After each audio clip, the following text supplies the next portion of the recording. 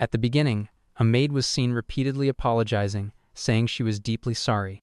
Meanwhile, someone was sitting nearby, thinking to himself how absurd the situation was, realizing, seriously, in this world, I've become a villainous noble, huh?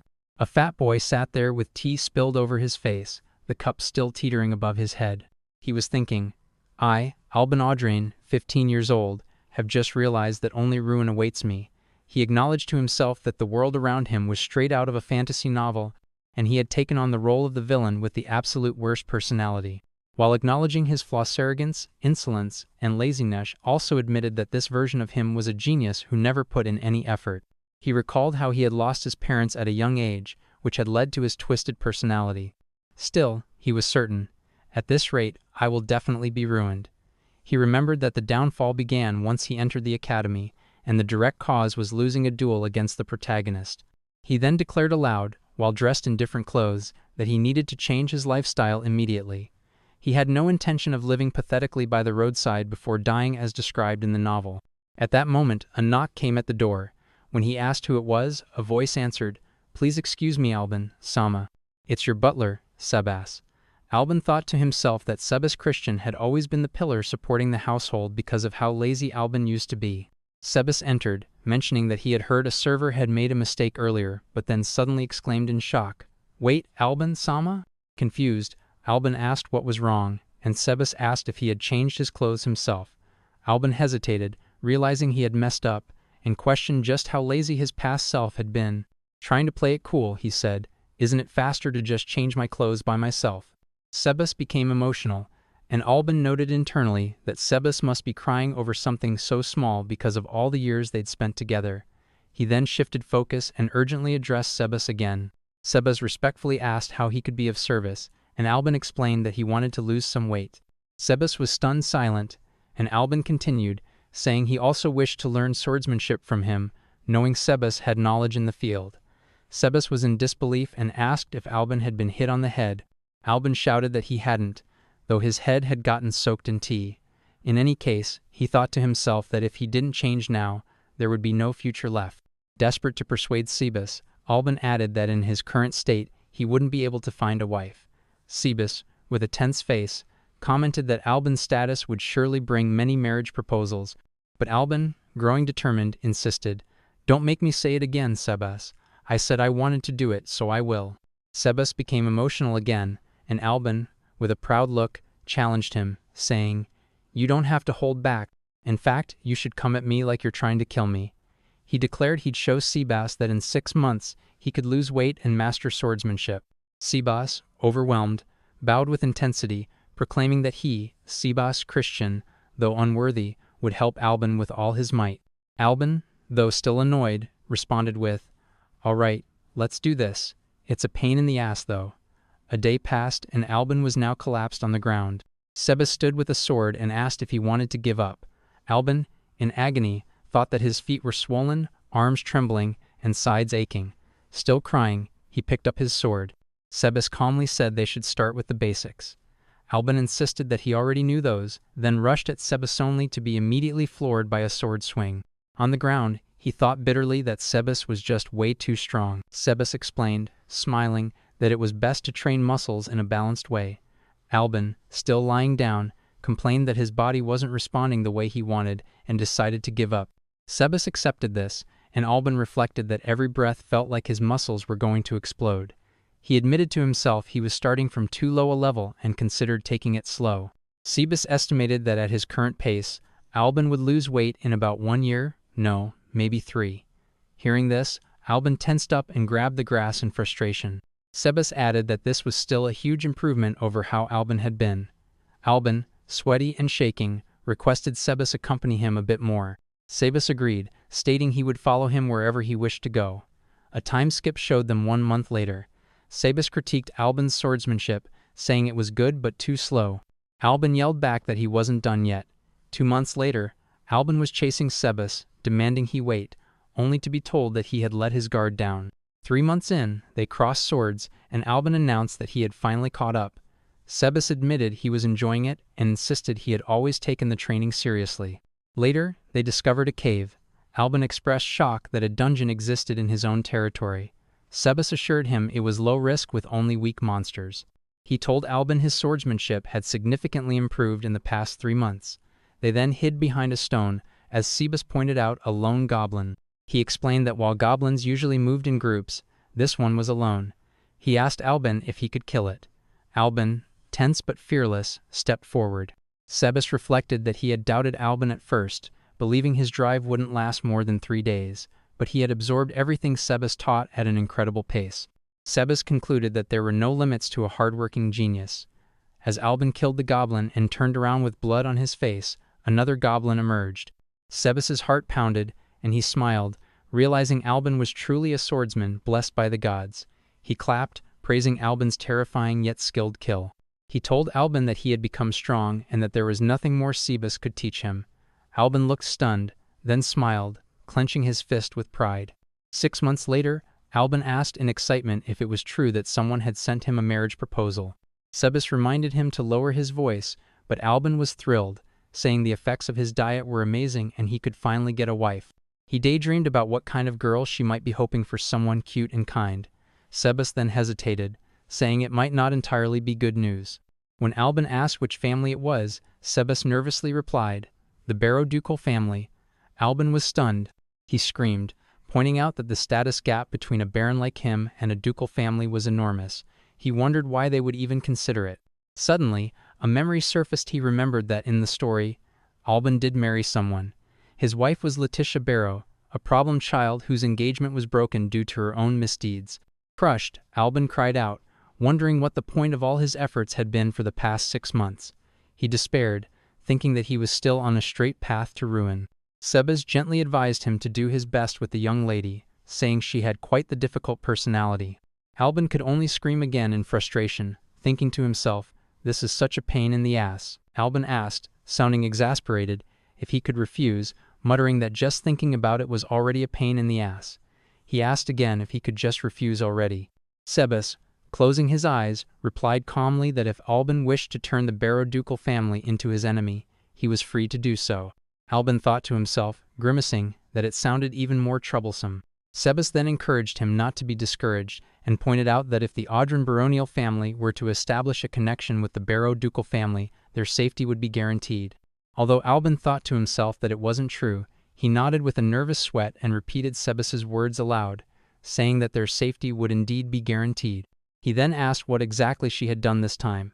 Sebas responded that, according to rumors, she had embezzled taxes from the estate and brought a young man into the mansion. Alban reacted by saying she sounded completely unhinged. Sebas continued, adding that it was also said she was a hopeless spendthrift who had even laid hands on her fiancé's assets. Alban, clenching his chair in frustration, thought bitterly that he had gone so far as to lose all that weight just to change his fate, only for everything to be pointless in the end. The scene transitioned to the next day with the sound of crows cawing. Alban stood outside, and his butler informed him that it was finally time to meet her in person. Alban acknowledged this with a simple yeah. Alban, along with his butler and a maid, stood before a chariot. As he waited, he wondered to himself what kind of ridiculous person was about to appear. But the moment a stunningly beautiful girl stepped out, he was momentarily struck, repeating the same question in his mind before muttering that she was pretty. The girl introduced herself as Leticia Barrow and said she would be in the care of the Audran family from now on. She politely asked for their care. Alban replied with likewise. Sebas introduced himself as the butler and mentioned that she must be tired from the long journey and that he would show her to her room immediately. Leticia responded that it was nice to meet him. Sebas then asked about her attendant, and she told him she didn't have one, surprising him. Alban also commented on that, saying she didn't. Leticia walked ahead, asking them to hurry and guide her. She mentioned that she had come alone and continued walking toward the house. Alban quietly asked Sebas what he thought. Sebas replied that she was a very beautiful lady. Alban, irritated, clarified that wasn't what he was asking about. Sebas apologized, then said that if he had to summarize her in one word, it would be odd. Alban agreed, saying Sebas thought so too. Sebas noted that no matter how they looked at it, she seemed completely different from the rumors. Her demeanor didn't match that of a girl involved in such misdeeds. Alban acknowledged that as well, saying that if anything, he felt a sense of wisdom from her. Sebas concluded that there was clearly more going on than met the eye. Alban smiled, relieved that Sebas understood so quickly. He instructed Sebas to look into what had happened to Leticia but warned him not to let anyone else find out. He said he would try to get as much information from her as possible, though he really didn't want to get involved in the Barrow family's problems. As he turned to leave, Sebas agreed but added that he was still relieved. Alban turned back, asking what he meant. Sebas admitted that he had fully expected some fool to show up, someone Alban wouldn't even be able to hold a conversation with. However, Leticia Sama was refined. She might even make a fitting wife for Alban Sama. This made Alban blush, and Sebas added that he'd be glad if that turned out to be the case. Later, Leticia was seen eating while Alban tried to converse with her, recalling a story and saying, "That's when I said not even those adventurers would eat mimics." But she ignored him, quietly placing her fork down before running off while saying, "Thank you for the meal." Alban called out to her, frustrated that she still didn't want to talk to him. Sebas remarked that it was probably because the joke was just far too boring. Alban snapped at him to shut up and groaned that she had been ignoring him for 3 whole days. He wondered aloud if she was really that wary of him. Sebas replied that Alban's reputation had already changed, and trailed off. Alban admitted that he sort of understood how she felt. Still, he clenched his fist and told himself that he couldn't just back down, not like this. Alban was then seen chasing after her, calling out, "Leticia, let's go for a walk together." But Leticia ignored him. He tried again, asking if she was in the herb group or potion group, but she ran straight to her room and shut the door, leaving him completely defeated. Alban, frustrated, thought that nothing was working. No matter how much he tried to talk to her, she wouldn't respond. He said to himself that, at the very least, he just wanted a conversation, otherwise, he wouldn't have a single clue what she was going through. He concluded there was only one method left. He looked at the door, knocked, and said, "Leticia, do you have some time? Let's go out. Don't you know that staying inside all the time is bad for your health?" When he was ignored again, he drew his sword, took a stance, and smirked. In his mind, he decided that if she wanted to play it that way, he'd play along just like a villain would. Then, with a slash, he destroyed the door, leaving Leticia panicked and shouting, "What?" She saw him enter and shouted, asking how he could do such a thing. Alban, smiling, said he would have the door repaired right away. She snapped back that that wasn't the problem. He had barged into a lady's room without permission and should have some shame. Still smiling, Alban told her he was actually a scumbag, and if it was to achieve his purpose, he'd even barge into a woman's room. She asked what his purpose was. He grinned and, without further ado, asked her to go on a date with him. Leticia simply responded, "Eh?" Then, Alban and Leticia were seen walking through a forest. Alban said that the air outside was so refreshing and asked Leticia if she agreed. Leticia responded that she supposed so, but added that maybe she would have felt that way if he hadn't been there. This made Alban's expression turn sad, and he thought to himself that she was still on her guard around him. But then again, he admitted, if he were in her shoes, he wouldn't have trusted Alban Audran either. Alban mentioned that if they followed the mountain path, they'd come across some really beautiful scenery. Leticia, appearing confused, said to hold on, explaining that she wasn't used to walking on mountain paths. Alban reacted with a, "Whoops." Leticia then said that if he had already planned the walk, he should have warned her beforehand. Alban apologized for that and, without hesitation, said, "Excuse me?" and then lifted Leticia into his arms. Leticia looked shocked. Alban, chuckling, explained that this way she wouldn't sprain her feet. Leticia stammered, telling him not to touch her. Alban reassured her that he wouldn't do anything weird and told her to trust him, adding that doing something weird would only cause trouble. Leticia groaned in frustration, while Alban thought to himself that he was glad he had trained because it allowed him to carry her bridal style so easily. Leticia muttered that even if he wasn't doing anything weird, it still seemed like he was thinking something weird. Alban flinched and said, "Ack?" then quickly added, "Oh," before pointing ahead and telling her to look. Leticia replied with a surprised, "Huh?"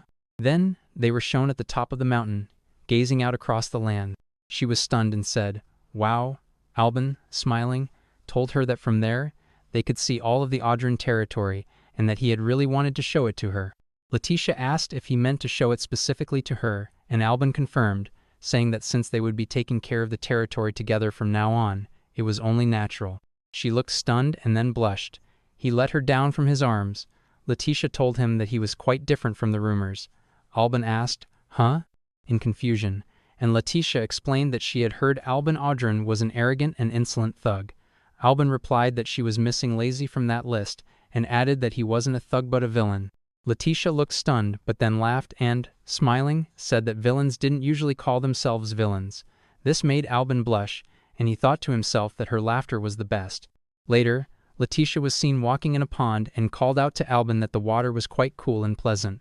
Alban, sitting on a stone, remarked that it must be a refreshing change of pace for a city girl. Leticia responded with, "Oh my," and then sat down beside him. She teasingly asked if asserting dominance over a city girl made him feel good. Alban replied that it didn't, that wasn't even trying to. Leticia clarified that she was joking. Alban grinned. He then asked her why they didn't take the chance to introduce themselves. Leticia, confused, asked what he meant. Alban explained that they didn't really know much about each other yet. Leticia said she wasn't really interested, but Alban insisted that he was. Leticia sighed and blushed before saying that her name was Leticia Barrow and that her favorite foods were black tea and scones. As for her hobbies, she said that if she had to choose one, it would be playing with kids. Alban responded by saying that she liked kids. Leticia clarified that she didn't hate them. At least, Alban called that a nice hobby and then said it was his turn. He introduced himself as Alban Audran and said that his favorite food was steak, though he was currently abstaining to watch his weight. He added that his hobbies included sword practice and lazing around. Leticia, laughing, said she couldn't tell whether he was a hard worker or a slacker. Alban replied that he wondered about that himself, but added that since he had managed to turn his plump body into his current shape, he supposed he was a hard worker. Leticia agreed and said she could probably learn a thing or two from him. Alban smiled and told her that he liked her just the way she was. Suddenly, they heard a loud growl, and Alban immediately moved back. A bear was seen growling at them. Leticia shouted that it was a monster, and Alban calmly identified it as a killer bear. He explained that the bears in those woods were a nuisance since they ate their crops. Leticia panicked and yelled at him for explaining it so calmly. She told him they needed to run away and to hurry. As the bear approached, Alban realized it was targeting Leticia. He stood in front of her and addressed the bear, saying that although she looked delicious, he would have to refuse. He unsheathed his sword, called the bear a pest, and in a single swing, cut off its head. He added that pests like that should stay away from Leticia. The bear's head fell to the ground, and Alban turned to Leticia and said it was a shame since they had just been having a good conversation. He asked if she was all right. Leticia said she was fine, though she was visibly trembling and scared. She admitted that she had never seen a monster before and that she was just a little surprised. Alban cursed himself internally, wondering what the hell he was doing. He ran toward her, thinking that of course she'd be scared if she had never been attacked by a monster before. As he touched her face, Leticia softly said his name. Alban told her he was just glad she was safe and sound. Leticia, suddenly angry, clenched her clothes and asked why he was being so kind to her. Alban, tense, asked what she meant. Leticia asked if he wasn't being forced to marry her for political reasons. Alban stayed silent. Leticia went on, saying that he could have just been happy with the Barrow family's support and left her alone. So why was he treating her kindly? Alban grabbed her hand and replied that the reason should be obvious. He said he wanted to flirt with his cute wife, though that was just the front he put up. Then, with a serious expression, he stated that his true intention was to figure out what she did and who she pissed off. Leticia looked stunned and said that it would be safer for him not to know. Alban disagreed, saying that he was already involved. Leticia insisted that he was still unrelated to it. Then, squeezing his hand, she gave him a piece of advice. If he wanted to keep the Audran family safe, he should treat her badly. Alban was left stunned and speechless. Then, there was a flashback of Leticia. She recalled how she had a fiancé decided for her at the age of 5. In the memory, a young Leticia was shown saying the name Duke Morrow Bertley, and a maid confirmed it. Leticia had wondered what kind of person he was and hoped he might be a wonderful man. But in reality, Duke Morrow had turned out to be nothing more than an absolute fool. A noble was seen laughing loudly, saying they could take as much as they wanted, but added, "In return, you know?" Leticia called out to Morrow, and he responded bluntly, asking what she wanted. Nearby, some women whispered in panic that Leticia-sama was there. Leticia confronted Morrow, stating that the rising taxes had become a heavy burden on the people of the domain, and at this rate, things would get worse. Morrow dismissed her coldly, saying that the Barrow family's little pipe woman shouldn't be meddling in politics. The women around him laughed mockingly. Leticia, fighting back tears, clutched her clothes and admitted that she supposed she had spoken out of turn. The women continued gossiping among themselves. One remarked, "Pipe woman," he says, and another struggled to stop laughing, saying she felt sorry for her. Leticia was seen walking away, leaning against a door, and crying. She thought bitterly that Moro was her precious fiancé, man she had been taught to dedicate herself to since childhood. Later, she was shown sneaking through a village. Some starving children pleaded for help, begging for just a little food. One called out to their older brother, saying they were hungry. A desperate man was accused of being a thief, and he apologized, explaining that his child was sick. The child cried for their father while people carried away a coffin. Leticia, hiding, thought that it was already the 12th death that month, and they had no food left either. She realized that, at this rate, things would only get worse. Leticia was then shown gripping a gold coin. She thought that if Maro was just going to waste the people's taxes like that, then she had no choice. She decided to take action herself. 3 years later, during a lively celebration, Maro publicly declared that their engagement was officially annulled. Background characters murmured in shock as Leticia, stunned, asked what he was saying. Maro, smirking, accused her of not only squandering their wealth, but also having the audacity to embezzle tax money. The murmurs turned into speculation. Tax embezzlement? What a woman. It's a lie, right? Someone from the Barrow family would never. Leticia began to say that she was just, but Moro cut her off, saying that whatever reason she had, stealing was still stealing. He declared that she no longer had the right to set foot in his territory. A woman clung to Moro, exclaiming how cool he was. Leticia recognized Harriet was the same woman from before. She clenched her clothes, realizing that this was the end. The future she had dreamed of since childhood was gone. A younger version of herself was seen saying, "Good day, Bertley-sama," and Leticia thought that she would never see that dream again. Moro barked at the guards, demanding to know what they were waiting for, and ordered them to remove her. Leticia thought that she had no right to cry. She bit her lip, struggling to hold back tears, and said that she understood. Deep down, she admitted to herself that she had known the consequences all along and had done it anyway. Half a year later, at the Barrow household, Leticia was seen mentioning the name Baron Alban Audran. She thought that this was her new fiancé. She recalled hearing rumors about him. He was said to be arrogant, selfish, and lazy. She concluded that this must be divine punishment for her sins. Inside a carriage, Leticia reflected that, in reality, Alban had turned out to be someone completely different. She remembered all the kind things he had done for her, and thought that he had seen her for who she truly was. He had even believed in her, but that was exactly why she couldn't allow him to get involved. She didn't want to put Alban in danger. Whether it was losing something dear to her or having her hopes shattered, she hated it, all of it. The flashback ended. Leticia was seen holding a pillow and crying, thinking to herself, "What am I supposed to do?" Meanwhile, Sabas kneeled in front of Alban and solemnly stated that this was how Leticia-sama had been framed for the matter. Alban interrupted sharply, saying it was enough, and sat down on a chair. He muttered, "No," and with a furious and tense face, thought about how he should kill the man responsible. He considered kidnapping him and throwing him into the sea, hiring a professional torturer, then changed his mind, thinking it would be better if he did it himself. Suddenly, Sabas interjected, saying that he wasn't finished yet. Alban, caught off guard, asked what more there was. He summarized the situation angrily. Moro was a cheating bastard who had framed his sins on Leticia, and then cast her aside. "Isn't that everything?" he asked. Sabas replied that there was more to it than that. He confirmed that Leticia-sama had indeed accessed the Bertley family's assets at, the very least. That part of the accusation wasn't false. Alban was stunned. He slammed the chair and shouted that it was impossible, that there was no way she'd do something like that.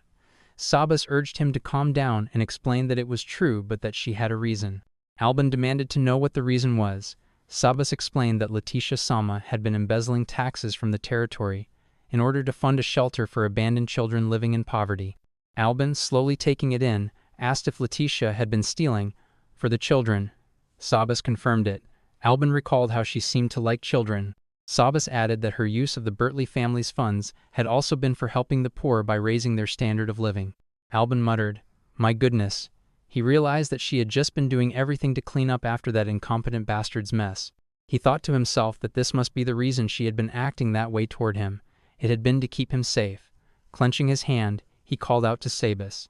Sabas responded, "Yes, Alban-sama." Alban asked what Sabas had truly thought when he learned all of this, assuring him he could be honest.